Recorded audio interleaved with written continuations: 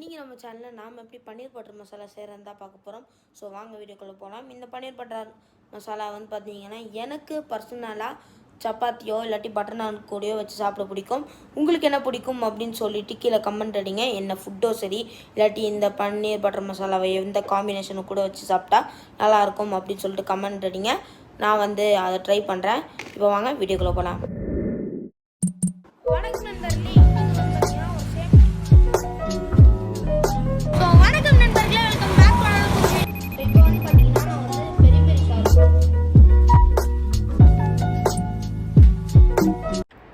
பன்னீர் வந்து நாங்கள் 400 கிராம் எடுத்துருக்கோம். பன்னீரை இந்த மாதிரி கட் பண்ணி வச்சுக்கலாம். பன்னீரை நம்ம சின்ன சின்ன துண்டாக கட் பண்ணி வச்சுக்கலாம்.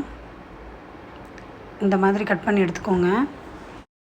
3 ரெட் சில்லி எடுத்திருக்கேன். இந்த மாதிரி இருக்கும் அந்த ரெட் சில்லி. நார்மலாக நம்ம யூஸ் பண்ணுற ரெட் சில்லி கிடையாது, இது காஷ்மீரி ரெட் சில்லின்னு சொல்லுவாங்க.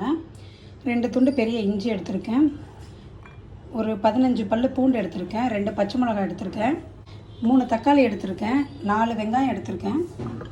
பட்டர் எடுத்திருக்கேன். ஃப்ரெஷ் க்ரீம் எடுத்திருக்கேன். நான் 15 முந்திரி எடுத்திருக்கேன். தயிர் கொஞ்சம் எடுத்திருக்கேன். ஒரு பிரிஞ்சி இலை எடுத்திருக்கோம். 2 லவங்கம் எடுத்திருக்கோம். ஒரு பட்டை எடுத்திருக்கோம். வாங்க எப்படி செய்யலான்னு பார்ப்போம்.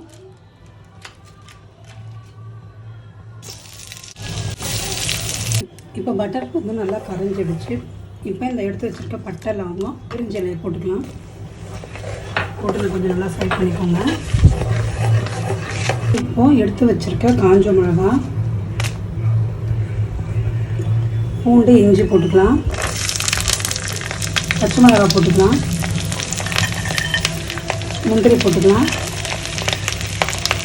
போட்டு நல்லா வதக்கிக்கலாம்.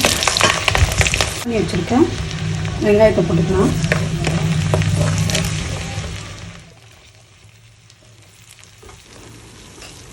இப்போ வெங்காயத்தை நல்லா ப்ரௌன் ஆகிற வரைக்கும் நல்லா வதக்கிக்கோங்க. இப்போ நல்லா ப்ரௌன் ஆகிடுச்சு. இப்போ பாருங்கள் எவ்வளோ அழகாக ப்ரௌனாக இருக்குன்னு. இப்போ நம்ம டொமேட்டோஸ் ஆட் பண்ணிக்கலாம். தக்காளி இப்போ நல்லா வதக்கிக்க போகிறோம். இப்போ பாருங்கள் நல்லா வதக்கிட்டோம். தக்காளி நல்லா வதங்கிடுச்சு. 1 ஸ்பூன் மிளகாத்தூள் போட்டுக்கோங்க. ஒரு ஸ்பூன் தனியாத்தூள் போட்டுக்கோங்க. 1 ஸ்பூன் கரம் மசாலா போட்டுக்கோங்க. இந்த மாதிரி நல்லா கிண்டி விட்டுக்கோங்க. மசாலாலாம் நல்லா சேரணும். இப்போ பட்டர் கொஞ்சம் சேர்த்துக்கலாம். போட்டு நல்லா வதக்கிக்கோங்க.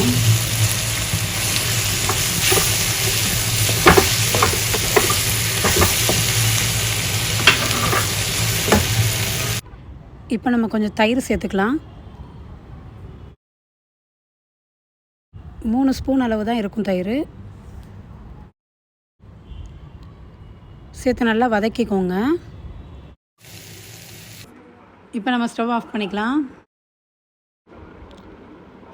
மிக்ஸி ஜாரில் மாற்றிக்கலாம்.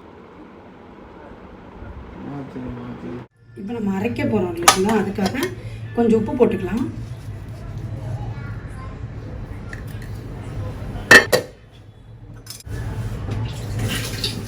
அரைச்சிக்கலாம்.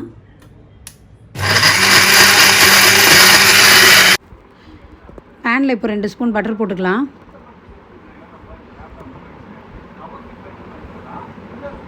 பட்டர் நல்லா மெல்ட் ஆகட்டும். நம்ம வெங்காயம் போட்டுக்கலாம். இப்போ வெங்காயம் வதங்கிடுச்சு. இப்போ நம்ம அரைச்சி வச்சுருக்க பேஸ்ட்டு சேர்த்துக்கலாம்.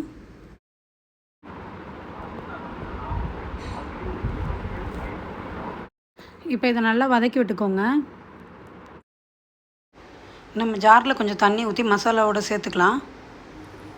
இப்போ இதை நல்லா கிண்டிக்கலாம். கொஞ்சம் நேரத்துக்கு பச்சை வாசனை போகிற வரைக்கும் கொஞ்சம் நல்லா வதக்கிக்கலாம். நம்ம கட் பண்ணி வச்சுருக்க பன்னீர் ஸ்லைசஸ்லாம் போட்டுக்கலாம்.